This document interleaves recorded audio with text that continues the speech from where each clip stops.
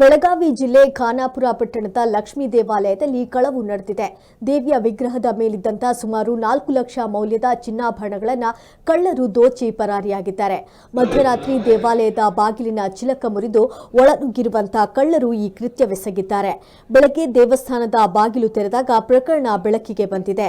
ಘಟನೆಯ ಮಾಹಿತಿ ದೊರಕುತ್ತಿದ್ದಂತೆಯೇ ಸ್ಥಳಕ್ಕೆ ಧಾವಿಸಿದಂತ ಖಾನಾಪುರ ಪೊಲೀಸರು ಪರಿಶೀಲನೆ ನಡೆಸಿ ಕೇಸ್ ದಾಖಲಿಸಿಕೊಂಡು ತನಿಖೆ ಮುಂದುವರೆಸಿದ್ದಾರೆ.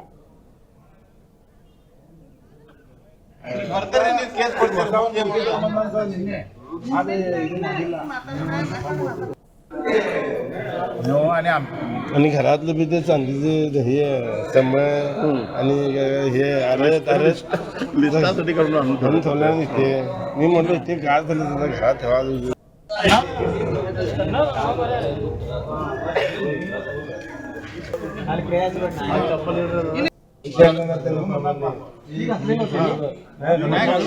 आज